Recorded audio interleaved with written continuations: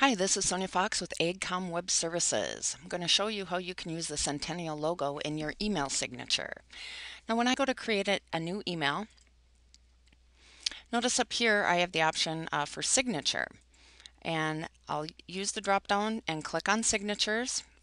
And you'll see my default signature is being displayed. This is something I've already had set up that I always use. It's got my contact information so that I don't have to type that in with every email that I send.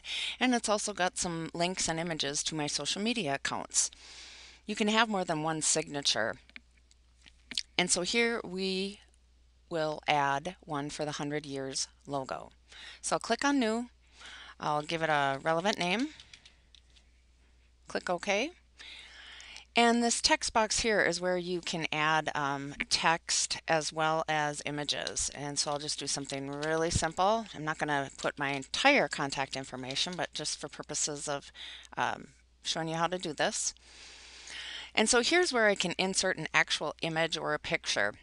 And how you can do that is go through this top line here, and the second to last option on the right is where you can insert the image.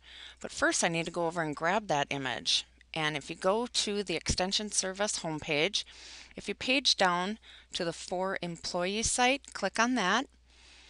And down here on Centennial Resources, the last item in the left navigation. And here's where we have a toolkit that has a lot of resources in helping to promote the Centennial. Page down until you get to the email signature. I've got a link here. Here's the signature we're going to, or the image we will be inserting. I'm going to right click on that. I'm going to save this image as onto my desktop. And it has downloaded. So now I want to go back to setting up that signature. And my cursor's here. I'm going to click on this. I'm going to go ahead and grab that image that I just downloaded from the Centennial site. And you'll see here, it retained my contact information. Now it's got the logo. Now you can take this a step further. You can actually make images or logos link to something. So I'm going to go back out to the web. And again, on the NDSU Extension Service homepage, the last item here called Extension 100 Years, we've built out a page that has some information about the Centennial here at NDSU. So I'm actually going to grab this web address and go back to my signature setup. And now that this image is highlighted, I can use this last icon here. This can help us link that image. And since I'm going to be linking out to the web, I'm going to choose this option over here on the left called Existing File or Web Page.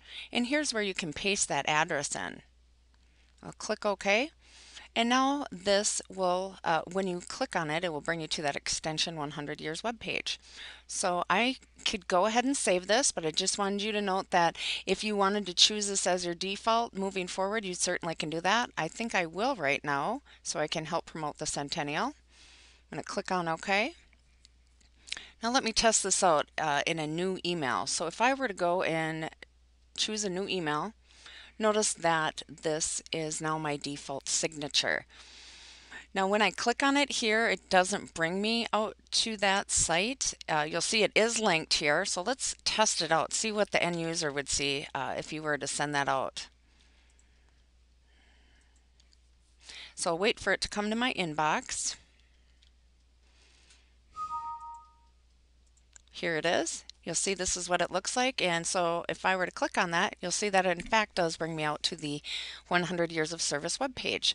So if you have any questions about inserting any images or linking any images in your email signature, please contact Bob Birch or myself.